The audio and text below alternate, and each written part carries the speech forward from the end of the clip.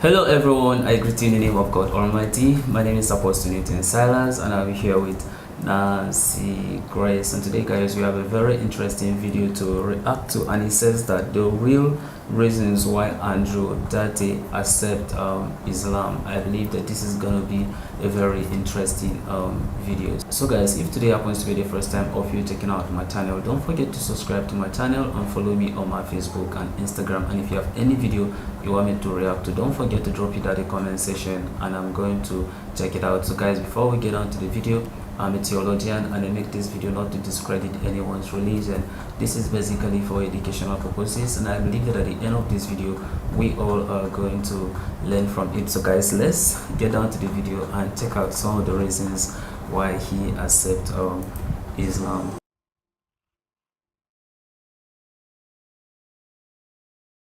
Islam fixes a lot of the problems that men are currently facing. Islam fixes all of them.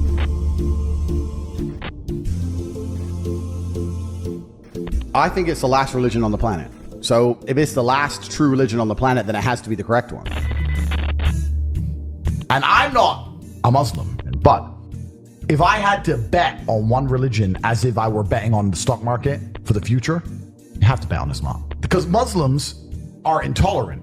And I'm not saying that disrespectfully, because if you're tolerant of everything, then you stand for nothing. I can walk through London with a t-shirt saying Jesus is gay and nothing will happen to me.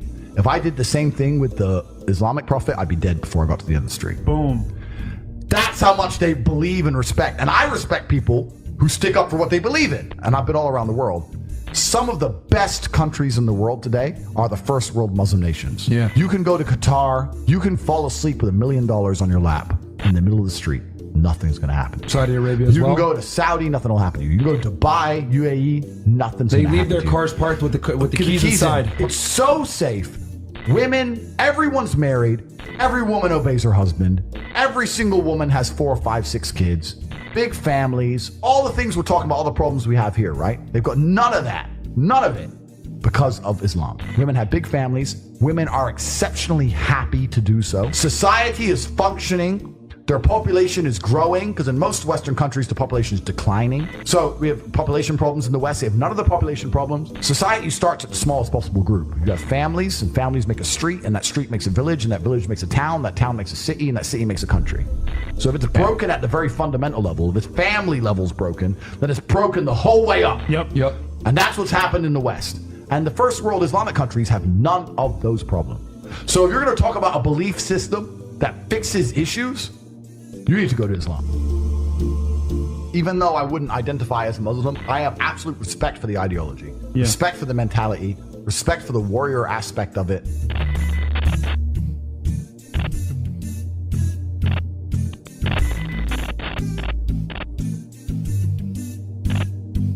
I know you're interested in Islam. Yep. So you don't have to accept this, but this is a choice. I will accept it. my English translation of the Quran. So if you wanna friend. Amazing. seek more knowledge, Thank you very much, bro. I appreciate that very, very much. Have that. I'm always out for knowledge, my friend. Thank you very, very much. My invitation to anybody is put your preconceived notions aside. Take what you may have heard about Islam, what you may have thought about it from your own faith tradition's point of view. Put all of that aside. Read the Quran neutrally and get an unbiased impression. I'm just going to read this for myself with no other influences as much as possible. At the end of the day, human beings are going to have some bias or the other, but as much as I can consciously be disconnected from bias and give it a shot and read it, I think that would be my invitation to anybody. And I would think it's really difficult to not walk away truly being moved by what you're being exposed to, truly being hit by what you're exposed to. I've yet to read the Quran, but it's certainly something I'm going to do. I'm going to read it without a preconceived notion, without a preconceived idea. And I think that's the best way to do things, because you're right. There's too much bias in the world.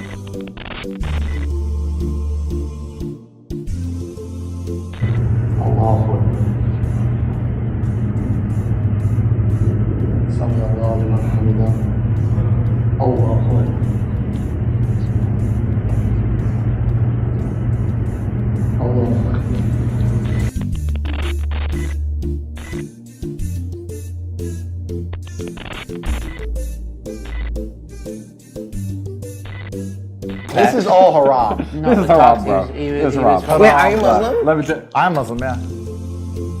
Welcome to the new Muslim Tate.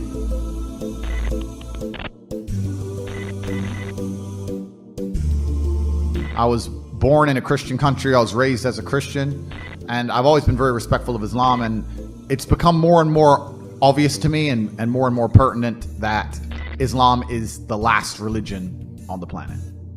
I feel like there's no other religion. People say to me, why did you convert? And I said, I don't really feel it as a conversion. It's almost like I knew God was real and now I've become religious. And also, Islam very closely reflects my personal beliefs. Through my personal life, I've learned that if you don't have standards and you're not a strong person who's prepared to defend his ideas, you will be crushed. God to me is something to be feared. God to me is someone that people are afraid to mock. God to me is someone that you have to go out of your way to prove something to. God to me has red lines. Like, God to me represents the Islamic faith. The Christian God to me, I don't see God. To me, it was the only logical choice in the end. There was a time when I was atheistic. And the reason I am now so absolutely certain that God is real is because I've seen evil. I've seen shaitan. I've seen it. When you see enough evil, you realize that there must be an equal and opposite force. And there are people out there in the world today doing the work of the devil, genuine demons, who are trying to destroy the baseline morality that's inside of all of us. We're all born with some kind of morality, and they're trying to destroy it. And this is why perhaps I found God the way I did, because I understood all these things first, and then I saw the Quran, and it confirmed so many things for me, you know? Like, even the conversations I've been having so far, so many things have been confirmed, and it's amazing the knowledge that's inside of it, which is so applicable today for an old book, right? You know, it's supposed to be old, but it seems so timeless. But it's truly amazing. I think when you have negative experiences, and I'm talking about truly negative experiences, I've had a few where you come close to losing your life, or you meet other people who come close to losing their lives. Nobody's an atheist at the end, my friend. Atheists stop being atheists quickly when the game gets real. So all of us innately understand in God. The most atheist man alive will pray if he really needs help. And also, if we're going to talk about happiness, we're here to be happy and we're here to enjoy ourselves. It's through God that you're happy and enjoy yourself. It's not through that black hole of hedonism. It's not through endless and supercars and booze. And it's not those things. You can find any man who goes down that hole and tell me, are they happy? The answer is no. Who's the man who's happiest? The man who's praying. If you remove God from society completely, if you click your fingers and he's gone, if you completely remove religion from earth, you'll see the devil appear pretty quickly. You'll see mass breakdown of society. You'll see crime. You'll see rape. You'll see murder. You'll see theft. And then you'll understand that God is a real force. I just truly respect and understand that God is real. And I truly respect and understand that with my own eyes, what I've observed, the truest way to show respect to God is through Islam.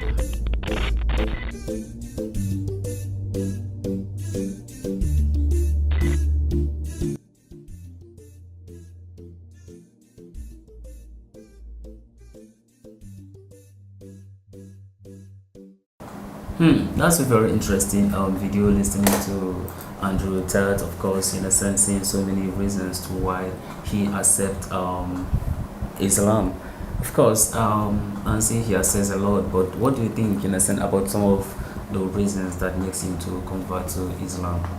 Honestly, some of the things he said is true about Christianity and all that. So I actually said, I always say that being born in a Christian home is different from accepting being Christ-like or accepting Christ. So him being born, or we being born in a Christian home or in other religion, is a different thing. But the causes, I think the causes of it is just grace. That grace covers everything.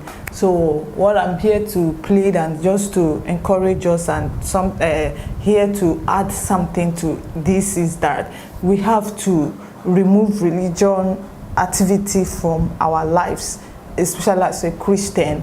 So we have to embrace the true knowledge of Christ, the true knowledge of the word. Live by it. You don't only preach it just to attract followers or members. So most of us are always interested of the crowd, the member, and the building, and the things we are doing, and the praise of men, denying the power thereof. I think Bible said so.